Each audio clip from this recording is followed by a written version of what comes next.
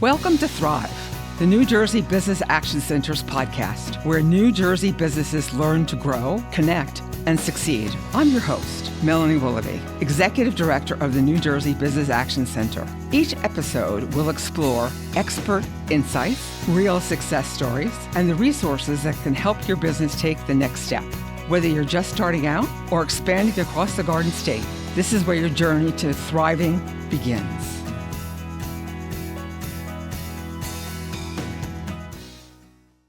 I'm here today with Walter Lane, who is the Executive Director of the Office of Planning Advocacy within the Business Action Center. So Walter, I'd like to start by having you tell us a bit about what the Office of Planning Advocacy is and why it exists. Great. So there's a lot going on in our office. We are a small team. We're made up of 5 planners, a GIS specialist, and 2 program support staff. We are a small but mighty team, and we're really here to support the State Planning Commission, and we're tasked with advancing the implementation of the State Development and Redevelopment Plan. We provide all the necessary administrative support as well as technical planning assistance to carry out the Commission's mission. So can you tell me a little bit about the Commission, which is a separate agency that is part of the office? Yes, so the Commission is made up of 17 representatives appointed by the governor. So we have representatives from various state agencies. We have representatives from local and municipal governments, as well as the general public. And they're really there to provide guidance to the staff on implementing the policies and the strategies the state plan is trying to promote. Give me how you got interested in planning and community development in the first place. Sure. So I always had an interest in cities and the environment. I actually started out as a biochemistry major at Rutgers. And after my first year, I tried to find a major that didn't have a lot of math. So the environmental policy field looked really interesting. So after taking a planning class, I was kind of hooked. I had a great advisor. She helped me make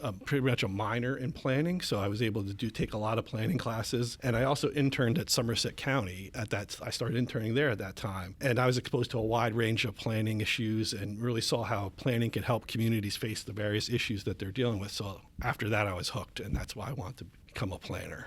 Well, we're really glad that you did. Because your devotion to the state plan is remarkable, and we thank you for that. Because one of the big jobs is coordinating statewide planning to protect the environment but also guide growth. Now, how do you strike that balance between development and conservation? That is a question I get all the time. So the state plan has 10 goals that range from protecting the environment to promoting economic development and creating job opportunities, as well as historic preservation, environmental preservation, a whole host of things. And we really have to balance those competing goals. So the plan supports economic growth and housing development, but also making sure that the features that make New Jersey the Garden State remain. So how we preserve farmland, open space, our historic resources, trying to balance all those competing needs. And that's really what the State Planning Commission and OPR are tasked with, trying to balance those competing needs. And so the State Development and Redevelopment Plan is central to your work. Now, how was that plan developed? And what were your major challenges along the way? Sure. So there's a whole process laid out by the State Planning Act and the State Planning Rules of how the state plan is developed. So first, we have to develop a preliminary plan that updates the current 2001 plan. So the 2001 plan is the plan that's currently in effect. The preliminary plan updated that,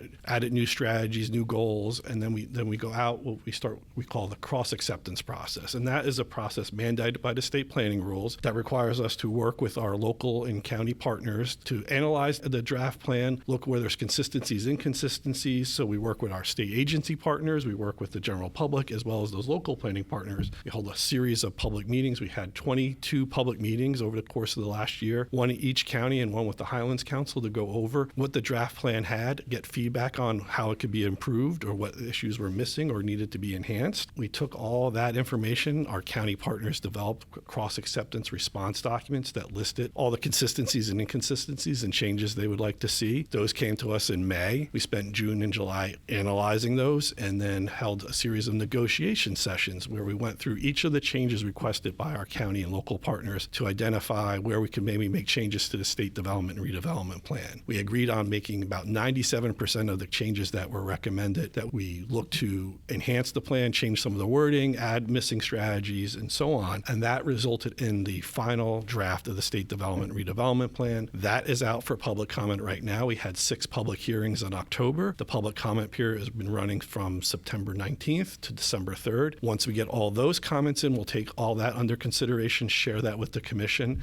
and then hopefully on December 17th, they will be adopting a new state development and redevelopment plan that will reflect any of the additional changes that came out of that public comment period. So this is a very public-facing, public-heavy engagement process where we try to make sure we get everyone's needs on the table and have the best plan possible. That's the highest level of consistency between all the different competing needs that we hear in New Jersey. So it really sounds like you really had a lot of challenges in trying to negotiate a lot of the concerns that were coming from all of your planning partners. What were some of them that you were able to resolve? We were able to resolve a lot of them. Some of them were just changes to the plan to make sure that there was a perception that the state plan is a regulatory document when it's really a policy guidance document, making sure that our local partners understood that we were not trying to take away local zoning control or local master planning responsibilities from our county and municipal partners. So we added language on that. We heard a lot of comments about how we can improve state agency coordination, so how we can help state agencies work better together as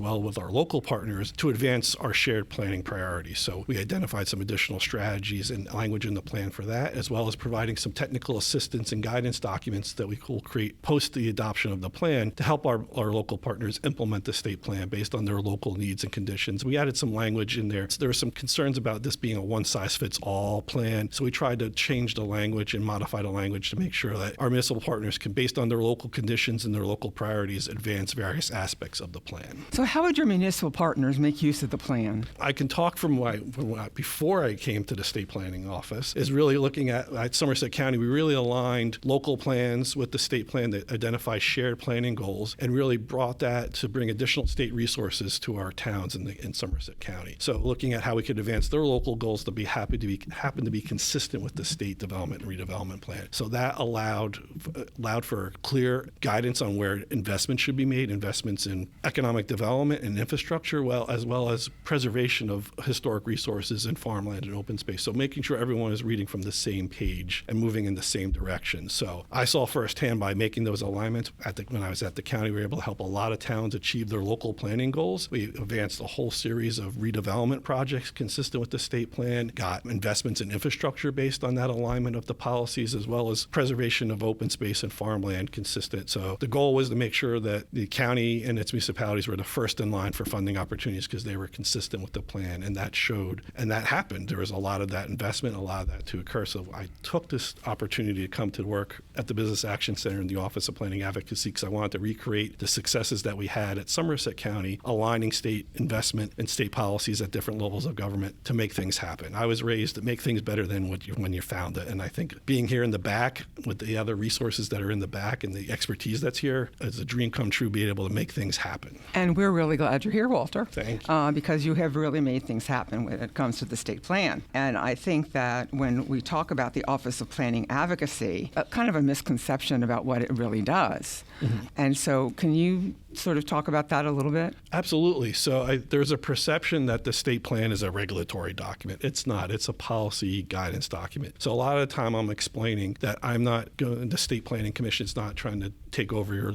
your authority to zone or set land uses in your master plan. We're just trying to align policies and investment decisions, as well as I'm able to pull together my state agency partners to talk about issues that the municipalities or counties may be having, but I cannot direct my state agency partners to issue that permit or make that investment decision. I'm to facilitate those conversations and hopefully come to a consensus on moving everyone in the same direction, but I do not have the authority to mandate a permit approval or anything like that. So I've had to take time to explain that to our local partners, like, oh no, I can't tell DEP or DOT, DCA what to do. I can bring you to the table and have a conversation and figure out how we can get to yes on some of these things and make things happen, but I cannot overrule my state agency partners. And especially with local rule, home rule, it's clear that they would not like that. Yes. However, the fact that they'd have a guidance document would be one way for them to be able to plan. So now how do you reconcile historic preservation, which is so important in New Jersey, with the need for new development? So New Jersey being one of the oldest states in the nation, New Jersey is a unique place when it has to balance these competing needs. You'll hear me say that a lot. There's a lot of competing needs in the state development and redevelopment plan. New Jersey is the crossroads of the revolution. We're sitting here in Trenton today where the Battle of Trenton turned the tide of the war and then led to the founding and the U.S. winning the Revolutionary War. So there's a unique historic resources throughout our state. And I always view the money that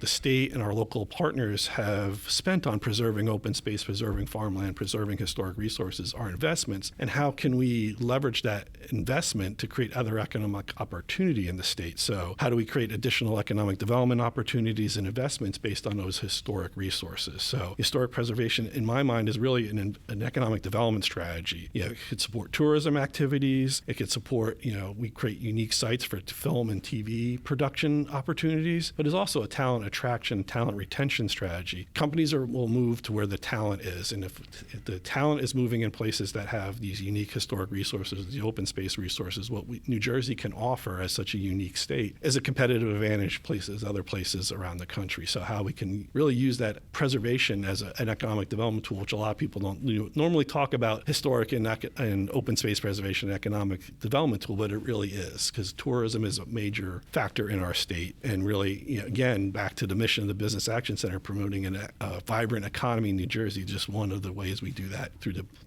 work my office does. So your work with a lot of local leaders and communities. So what's one thing you wish every town understood about long-term planning? The value that it could provide is really a tool to implement your vision for your community and address your community's needs. So planning, I think, allows for a lot to be better, to be proactive than reactionary. Instead of reacting to development proposals, be very clear in your plans of what type of development you want in your community, what you want your community to be. You'll be in a much better place than letting things come to you. So planning is really being proactive and really addressing your community's needs. So how often does a municipality have to change their municipal plan? They have to update their plans required by the municipal land use law every 10 years. They have to do a re-examination of their master plan. So they can do a re-examination report that says these are the conditions that have changed, and then use that as the basis for making changes to the master plan as well as their zoning ordinances. Or if they say our plans are good, then their master plan is still valid, but they're required to do that re-examination report every 10 years. So now that we are going to have a new state plan, would this be an opportunity for local governments to take a look at their plan, even if it is in 10 years? Absolutely. So our office can provide some of that technical support of how they can implement the state development and redevelopment plan. There are new goals in the plan that weren't in the 2001 plan, and by the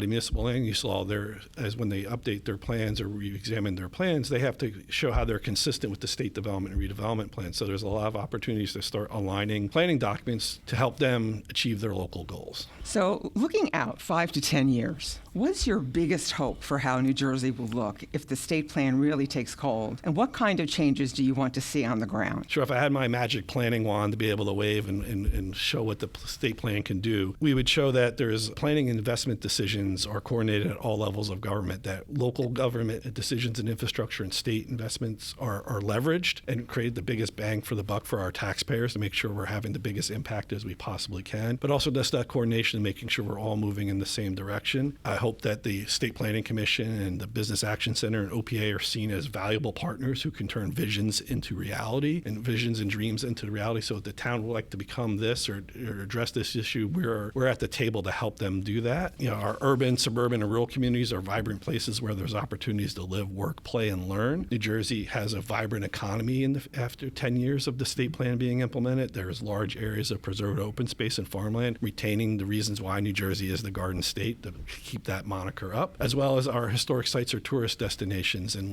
we're supporting a vibrant tourism industry in the state, as well as our communities being protected against climate threats that are coming in the future. And this is a real historic moment, because this is the first time in, 23 years that the state plan is now going to finally be changed, updated, and adopted. So how does that feel, Walter, to be in this historic moment? It's amazing because when I started as an intern with Somerset County in 1997, my first assignment was working on doing analysis for how the county and its towns were consistent with the state plan. So it's kind of like a full circle moment for me. Like when I started as an intern, I never thought I'd be in this position. But I think the state plan is a really valuable tool and really can help our local planning partners achieve their visions and address the concerns in their community, make their communities even better places than they are today. So being able to work with a great team here at the Office of Planning Advocacy and the BAC Act to make that happen, it's a huge honor to be able to be in this position to help make that happen. And I really want to thank Governor Murphy for having the vision to basically see that the state plan was a really important document that needed to be updated and needed to be now part of state planning for our future. Absolutely. The governor's leadership on this to make this happen is no small feat and not a very big accomplishment because, as you mentioned, there are several attempts to update the plans over the last 20 years, and they just never made it to the adoption phase, and we're a few weeks away. Yes, we are. And so thank you very much, Walter, and I appreciate your time today. Thank you. Thanks for listening to Thrive, the New Jersey Business Action Center's podcast. To learn more about the resources and programs discussed today, visit nj.gov/state/BAC. Don't forget to share this episode with a fellow New Jersey business owner who's ready to grow. Until next time, keep moving your business and New Jersey forward.